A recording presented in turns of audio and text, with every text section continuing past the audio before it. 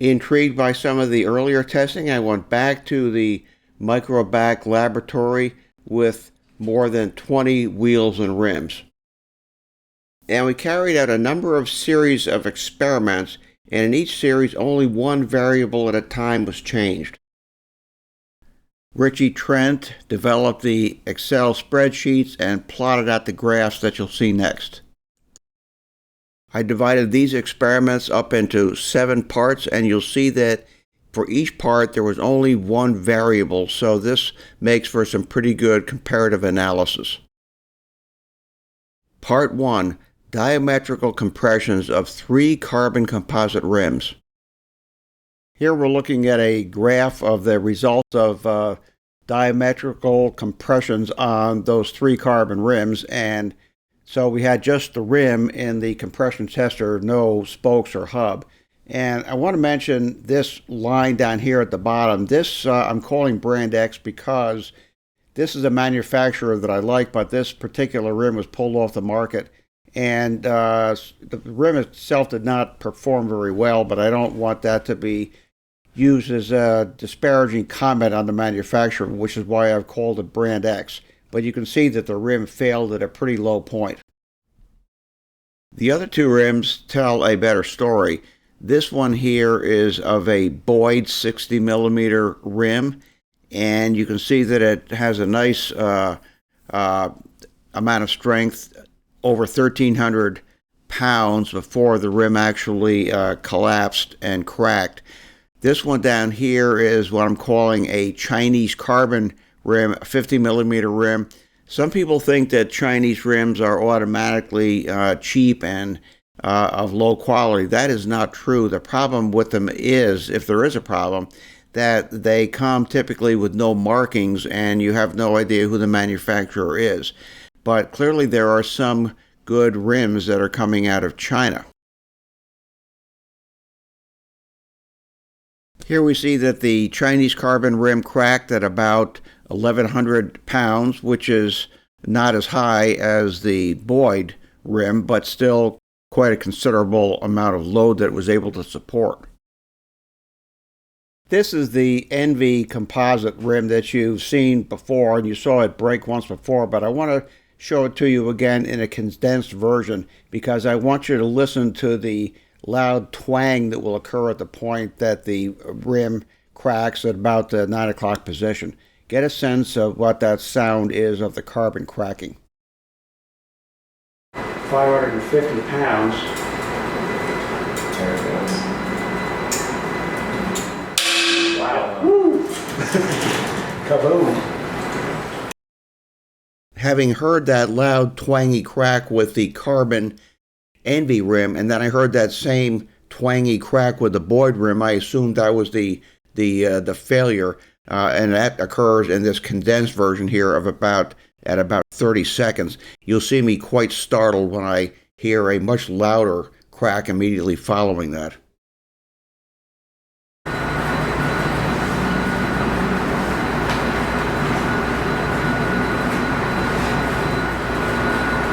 How much weight? 800 pounds. Definitely a strong rim. The other carbon rim we had cracked before this, I'm pretty sure.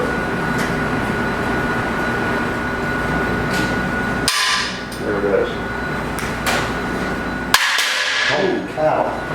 Jesus, that was... I think what I heard was a preliminary. That's very There's a huge crack right over here. Oh, want me to stop it? Yeah, I think it's definitely destroyed. Man. Wow.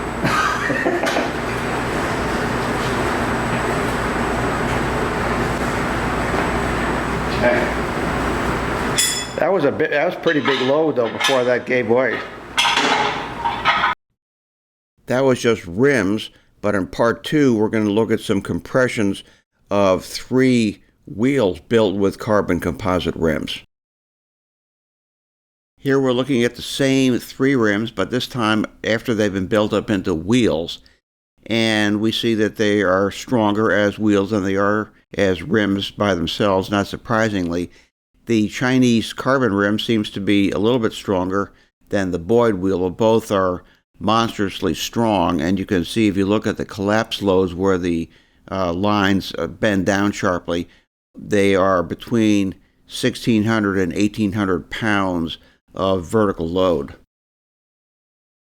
In part 3, we'll look at some compressions of wheels made with velocity fusion rims of varying diameters, but that's the only difference because we have the same lacing pattern, the same kinds of spokes, and the same tension.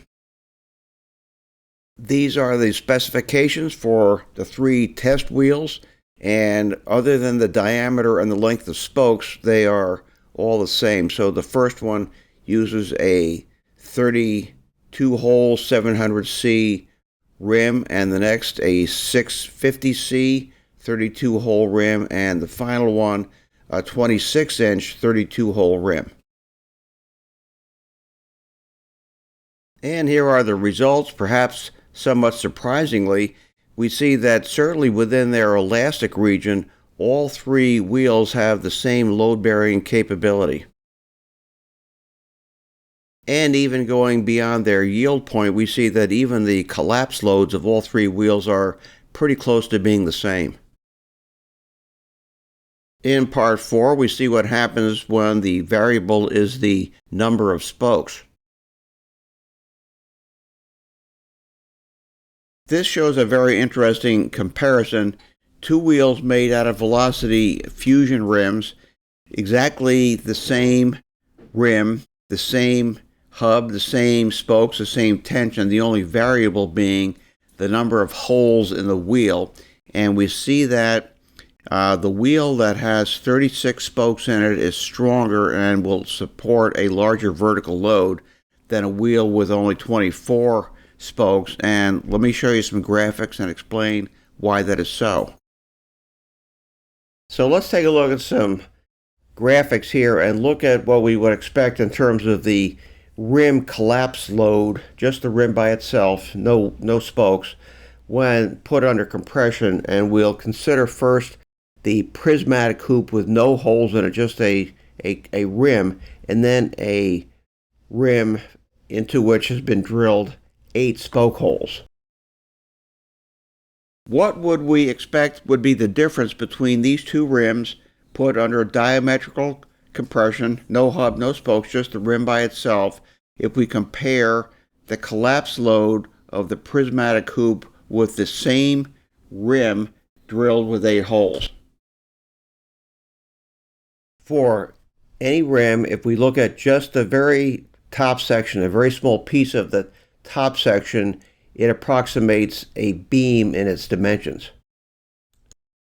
Here is our idealized beam, and if we put a force on the top of the beam, that will, of course, to a degree cause the beam to bow like that, and that will put the top of the beam under compression and the bottom under tension. That will be the case with the prismatic hoop and also the hoop with 8 holes in it. But in the case of the hoop that has the holes in it, we will see a crack forming here because of the presence of the stress riser. And we have seen that certainly multiple times. So as the prismatic hoop and the hoop with holes drilled in it become elliptical from a downward load, the hoop with 8 holes in it will fail first every time. And here we have 3 hoops, a prismatic hoop, a hoop with 8 holes, and a hoop with 16 holes. And if the only thing we were concerned about was the load-bearing capacity of the rim by itself, then the one on the right with 16 holes would be the weakest because it has the most stress risers. But obviously, to work as a part of a wheel, the hoop has to be connected to a hub with spokes. If I compare 2 wheels and their strength under compression before the cracking occurs, the one on the left, if I put a load on the hub, the rim tries to become somewhat elliptical, but these 2 spokes are pulling it inward and resisting that. The wheel on the right can support a larger load because even though the rim tries to become elliptical, here I have 6 spokes that are resisting that outward movement to the sides. In both cases, even if the loads are different, the crack will still occur at the hole at the top. And that explains why we observed here in this graph, everything else being equal, the wheel with 36 spokes in it is stronger and can support a larger vertical load than the same wheel with 24 spokes. In part 5, here we're going to compare some strength of wheels under compression when we have a rear hub in the wheel, either a cassette hub or a freewheel hub, in either case a 130 millimeter overlock nut width. Up until now, the wheels that we have been looking at are all front wheels that are symmetrical, but let's see what happens when we compare the collapse load of a wheel like that with a rear wheel here with a freewheel hub or a rear wheel with a cassette hub.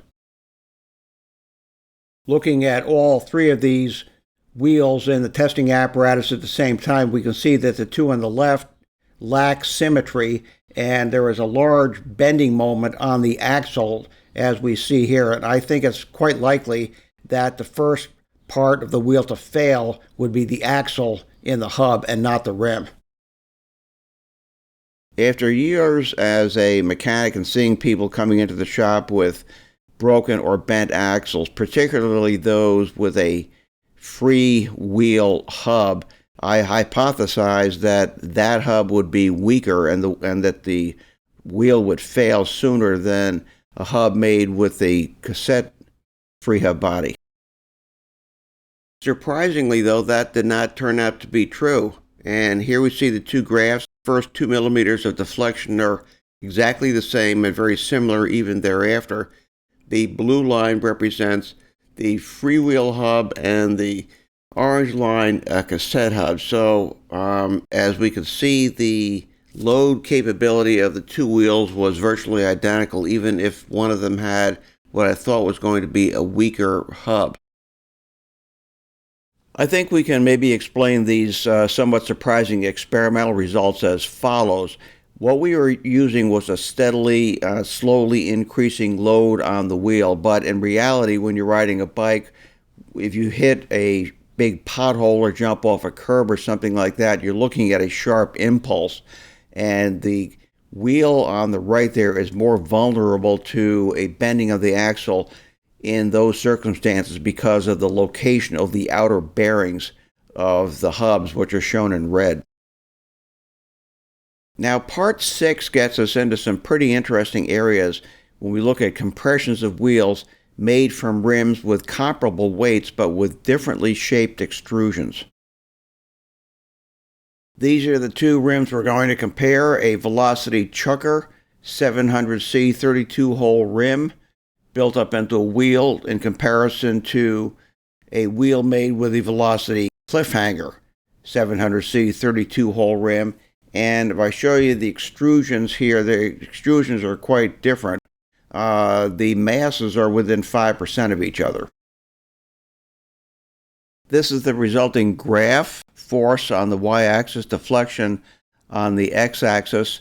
The Chukker wheel is in orange and the Cliffhanger is in blue. And if we look at this line here, which is about 2 millimeters of deflection, which pretty much marks the end of our elastic region, more or less, we see there is a significant difference in the load-bearing capability of the Chukker wheels, much higher than the load-bearing capability of the Cliffhanger wheel. Now, the Cliffhanger wheel is still very strong, no question about that, but there has to be a reason why the Chukker is a little stronger, even though the mass of both rims is almost the same. Now, if both rims have the same mass, which they do or almost do, then they have the same circumference. They will also have the same cross-sectional area of aluminum alloy in the rim, which is going to be 120 square millimeters. With everything else being equal, the difference appears to arise out of the ratio of the depth of the rim to its width. Part 7, which is the last part of the current series of tests, involves compressions of wheels made from identical rims, hubs, tension, and crossing pattern, but with different spoke thicknesses. You'll see load testing of 6 wheels. All have the same Velocity 36-hole fusion rim, Velocity track front hub, 2 cross lacing, tension of 120 kilograms of force, which is also 1,177 newtons. The only variable will be the type of spoke used. Here's a nice array of Supeme spokes, and these are the 6 we're going to use: the Leader, the Strong, the Race, the Laser, the Super Spoke, and the CX-Ray. If I just focus on the 6 spokes we're going to use, we have here some data, the mass of one 260 millimeter spoke, and here are those masses. And if we look at the cross-sectional area of each of these spokes, we're going to compare them. The Leader and the Strong are the same, except for the very small difference in the neck of the Strong spoke. Then the Race spoke will have a smaller cross-sectional area. The Laser and the CX-Ray still smaller. They're both about the same. And the Super spoke will have the smallest cross-sectional area. Here's my graph showing force compared to deflection, and here is the key at the top. Over on the right is my Strong spoke, my Leader spoke, Race spoke, Laser spoke, CX-Ray, and Super spoke. You see, pretty much they go according to the cross-sectional area, with the exception that the CX-Ray spoke maybe is a little bit lower here than we might have expected, and that may be some type of anomaly in that one test I did. And here I've just expanded the graph showing the first 2 millimeters of deflection of the rim. But we still have some intriguing questions to investigate, so guess what? More testing.